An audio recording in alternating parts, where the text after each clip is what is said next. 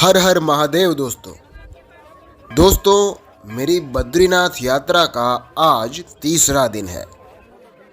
आज है 8 नवंबर 2024। मैं 6 नवंबर को शाम को ही बद्रीनाथ पहुंच गया था।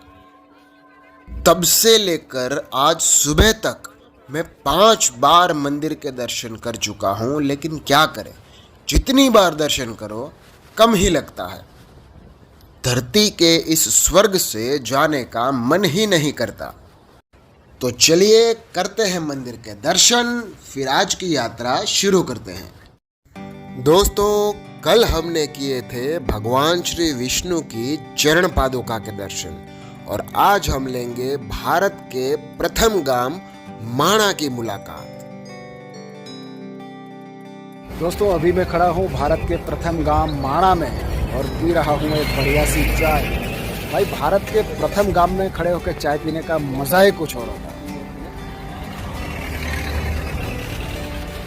एक नंबर। एक्चुअली माणा गांव जगह ही ऐसी है जहां पहुंच के आप खुद को मस्ती करने से रोक ही नहीं पाओगे।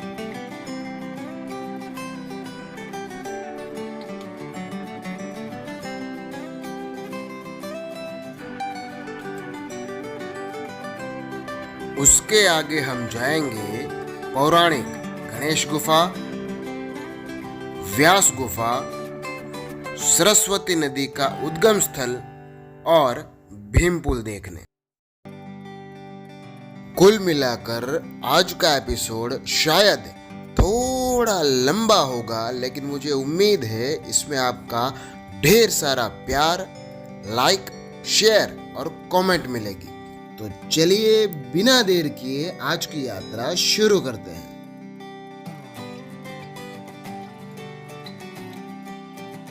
दोस्तों, जैसा कि मैंने आपको बताया कि मैं राजकोट से बाइक लेकर केदारनाथ और बद्रीनाथ की यात्रा पर निकला।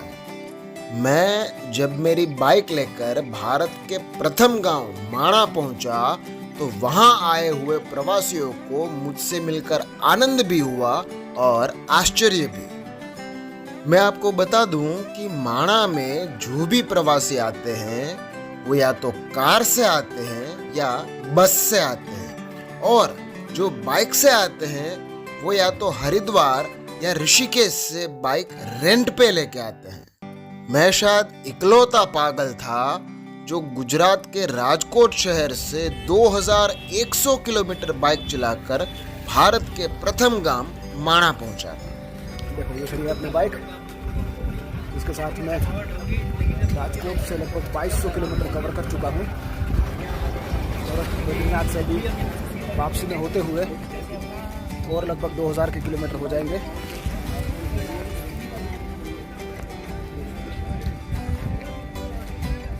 आप देख सकते हो मेरे पीछे भारत का प्रथम गांव, और ये है प्रथम गांव के पास गर्मा गर्म चाय। हर हर महादेव। ये भाई गुजरात से आ रहे हैं, गुजरात से बाइक पे हैं। अभी ये भारत के प्रथम गांव माणा पहुंच चुके हैं। अनगिनत लोगों ने मेरी बाइक पर फोटो खिंचवाए, मेरी बाइक चलाई और उस पर रील भी बनाई। मेरी बाइक के साथ रील बनाकर उन लोगों ने अपने फॉलोअर तो बढ़ा लिए, लेकिन हाँ, आपको अगर मेरा ये वीडियो अच्छा लगा हो तो इसे लाइक और शेयर करें, और अगर मेरी चैनल पर पहली बार आए हैं तो इसे सब्सक्राइब करके बेल आइकन दबाना ना भूलें, ताकि ऐसे ही बेहतरीन वीडियो आप तक सबसे पहले पहुंच सके।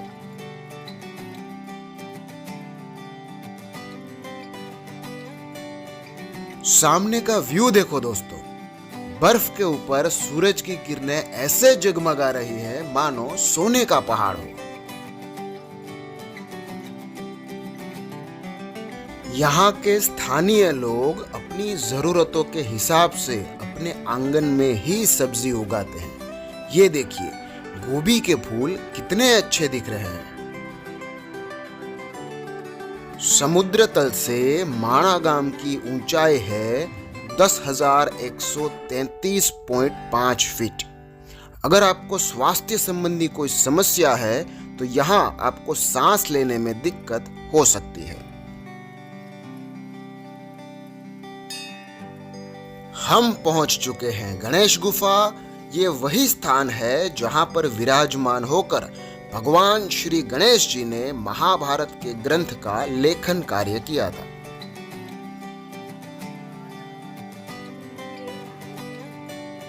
और ये है गणेश गुफा का पौराणिक इतिहास। आप स्क्रीनशॉट लेकर भी इसे पढ़ सकते हैं।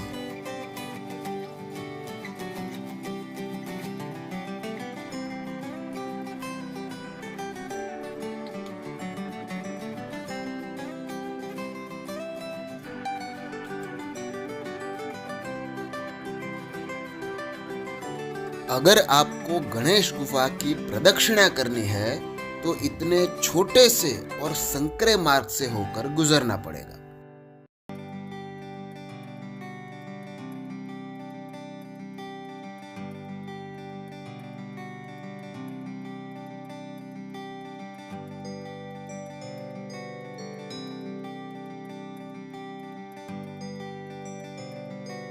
अब हम चलते हैं व्यास गुफा, जो कि यहाँ से लगभग 200 मीटर दूर है।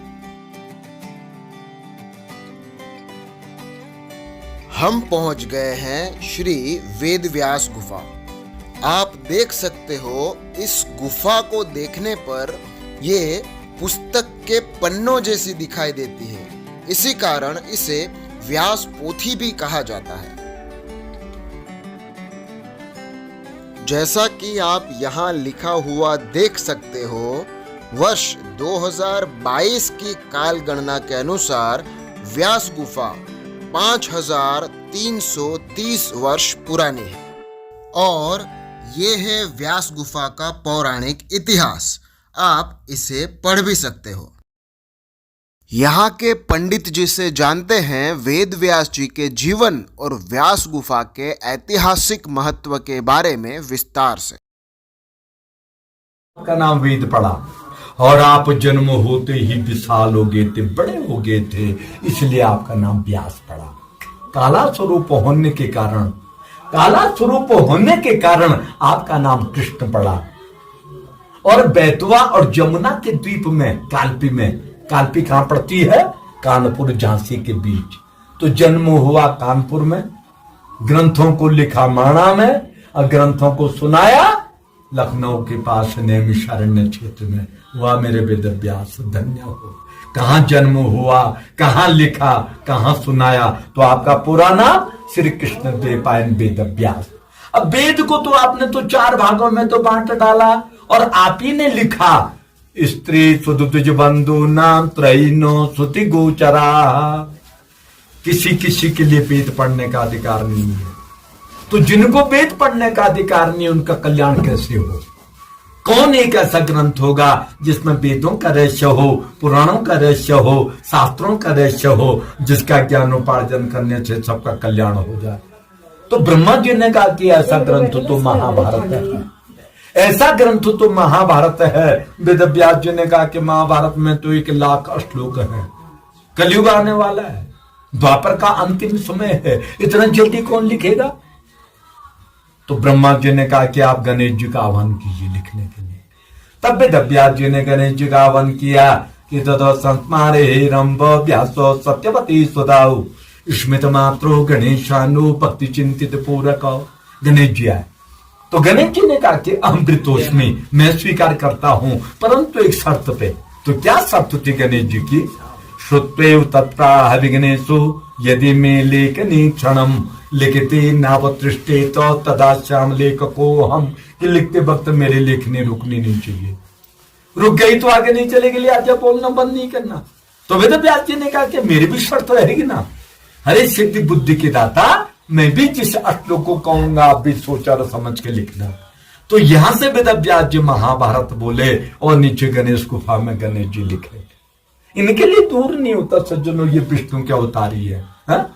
परंतु महाभारत के बाद आत्म संतुष्टि नहीं मिली, नारद जी आए। वेद व्यास जी ने नारद जी को देखा।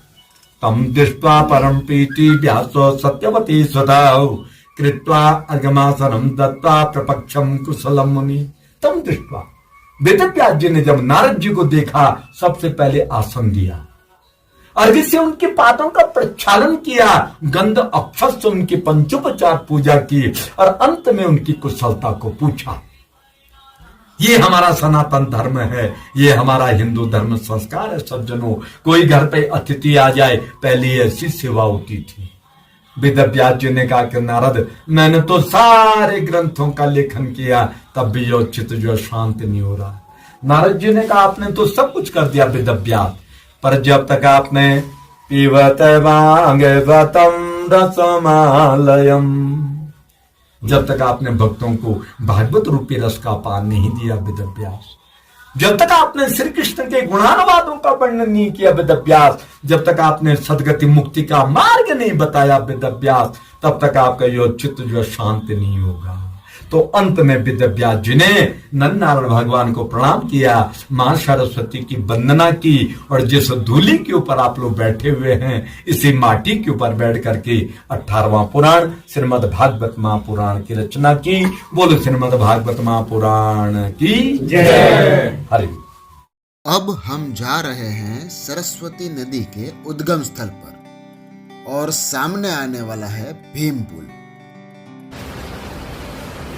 ये है सरस्वती माता का मंदिर और ये है सरस्वती नदी का उद्गम स्थान।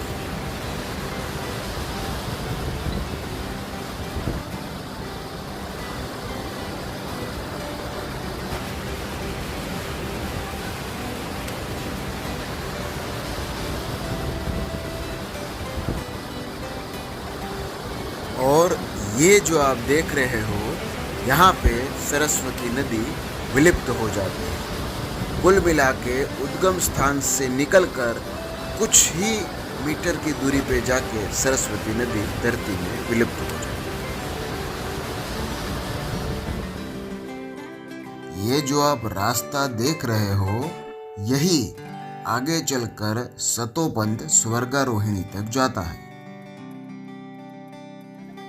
इसी मार्ग से पांचों पांडवों ने रानी द्रौपदी सहित स्वर्ग की ओर प्रस्थान किया था। पांडवों की इस यात्रा के दौरान एक श्वान भी अंत तक उनके साथ रहा था। आप देख सकते हो, यहाँ सबसे पहले श्वान, फिर धर्मराज युधिष्ठिर, भीम, अर्जुन, नकुल, महारानी द्रौपदी और अंत में सहदेव की मूर्तियां लगी हुई हैं। और अब मैं आपको मिलवा रहा हूं एक बहुत ही क्यूट, बहुत ही प्यारे और शायद सबसे कम उम्र के यात्री जो बद्रीनाथ की यात्रा पर आए हैं। दोस्तों, हमारे साथ है देहरादून से एक छोटे से यात्री जो सिर्फ 6 महीने की उम्र में है और अभी आए हैं माणा गांव घूमने के लिए। सब इसको हाय बोल दो, हेलो।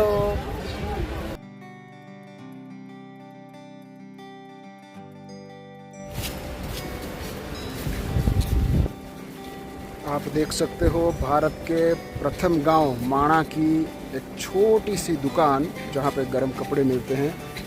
और यहाँ पर भी आप यूपीआई से पेमेंट कर सकते हो। अगर आपके पास कैश नहीं है तो यहाँ पर भी यूपीआई का ऑप्शन अवेलेबल है।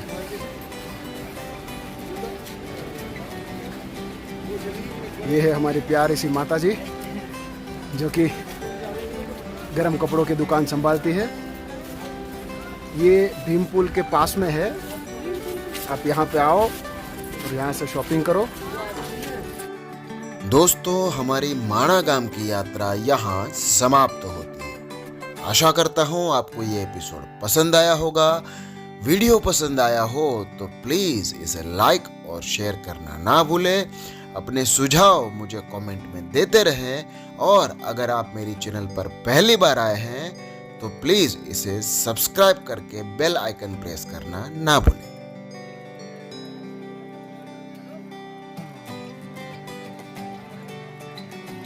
चलिए जाते जाते आज फिर आपको करवाता हूँ बद्रीनाथ मंदिर के संध्या आरती के दर्शन, फिर आपसे लेता हूँ विदा। जय बद्री विशाल।